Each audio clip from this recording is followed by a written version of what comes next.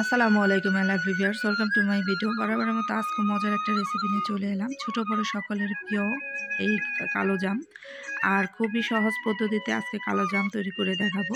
যেহেতু সামনেই ঈদুল আজহা চলে এসেছে, আর এই সময় মিষ্টি খাবার খেতে কার না ভালো লাগে বলেন তো।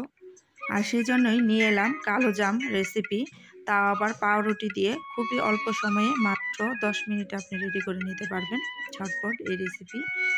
আর এই রেসিপিটার জন্য প্রথমে আমি এখানে শিরাটা তৈরি করে নিচ্ছি। সেজন্য আমি এখানে 1 কাপ পানি দিয়েছি আর 1 কাপ পরিমাণ এখানে চিনি দিয়েছি, দিয়ে একটা শিরা তৈরি করে নিলাম। আমি টোটালে 5 মিনিট বয়েল করে নিয়েছি, তো এতে করে কম বেশি লাগতে পারে। যাই হোক, আর এই সাইডে আমি 8 থেকে 9 পিস পাউরুটি পিস নিয়েছি, তো এটাকে 2 সাইড থেকে কেটে নিলাম। তারপরে সাদা অংশটাকে একটু টুকরো টুকরো করে নিচ্ছি, এতে করে ব্যালেন্ড করতে অনেকটা সুবিধা হবে। এখন মিক্সিং জারে আমি এগুলোকে নিয়ে নিচ্ছি, একটু ব্যালেন্ড করে নিব। তো এই তো পাউডার তৈরি হয়ে গেছে। এখন আমি এই পাউডারটাকে একটা বোলের মধ্যে নিয়ে নিচ্ছি, সাথে আমি এখানে 1 কাপ গুঁড়ো মিল্ক নিয়ে নিচ্ছি। তো আপনারা চাইলে একটু বেশি বা কম দিতে পারেন। আর সামান্য পরিমাণে এখানে বেকিং পাউডার দিয়েছি, তো আপনারা চাইলে এখানে একটু সামান্য পরিমাণে সোডা ইউজ করতে পারেন। তো যাই হোক, এটা দিয়ে আমি এখন ভালো করে মিক্স করে নিলাম। তারপর সামান্য একটু কালার অ্যাড করে দিচ্ছি।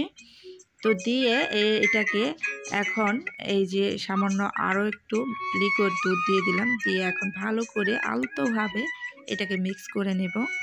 আপনারা চাইলে কালারটা স্কিপ করতে পারেন, তো কালারটা দিলে একটু দেখতে সুন্দর লাগে, আকর্ষণীয় হয়, তাই দেওয়া। তো এটাকে ভালো করে মথে নিলাম। তো এই তো মাশাল্লাহ আমার কিন্তু এটা হয়ে গেছে। তো আমি এখন একটু শেপ দিয়ে নেব। তো সেই জন্য প্রথমে আমি হ্যান্ড ওয়াশ করে নিচ্ছি, তারপরে যে ঘি মাখিয়ে নিচ্ছি। এখন আমি একদম পারফেক্ট পরিমাপ যাতে ঠিক থাকে সেই জন্য একটা এই যে চামচ দিয়ে আমি একটু তুলে নিচ্ছি, নিয়ে হাতের সাহায্যে এইভাবে একটু কালো জামের শেপ দিয়ে দিচ্ছি। এইভাবে এক এক করে সবগুলো আমি রেডি করে নেব। প্রথমে ফ্রাই প্যানে হালকা গরম করে নিচ্ছি তেল। একেবারে বেশি গরমের তেলে এই কালো জামটা ভাজবেন না, এতে করে কিন্তু ফেটে যাওয়ার সম্ভাবনা থাকবে। তো এগুলোকে দিয়ে আমি এই যে ব্রাউন কালার করে নেব। তো সেই পর্যন্ত আমি এগুলোকে ভেজে নিচ্ছি। আর একটা স্পুন দিয়ে আপনি একটু উল্টিয়ে নিতে পারেন, এতে করে সমানভাবে এইগুলা ভাজা হবে। তো এই যে এইভাবে করে একটু একটু করে নাড়াচাড়া করে নেবেন।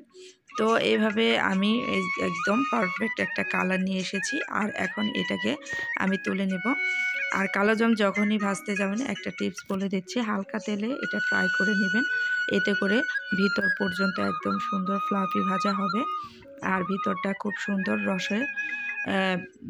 রসে ডুববে ভালো। তো সেজন্য অল্প আঁচে এটা ভেজে নেবেন। তো আমি এগুলোকে তুলে নিচ্ছি। মাশাআল্লাহ খুব সুন্দর ভাজা হয়েছে। এখন আমি শিরায় দিয়ে দেব। তো শিরায় দেওয়ার পরে ম্যাক্সিমাম 2 ঘন্টা আপনারা ওয়েট করবেন, এতে করে কালো জামটা একদম পারফেক্ট হবে। মাশাআল্লাহ অনেক সুন্দর হয়েছে। আশা করি আপনাদের কাছে অনেক ভালো লেগেছে। আর এই রমজান আপনারা চাইলে ঝটপট তৈরি করে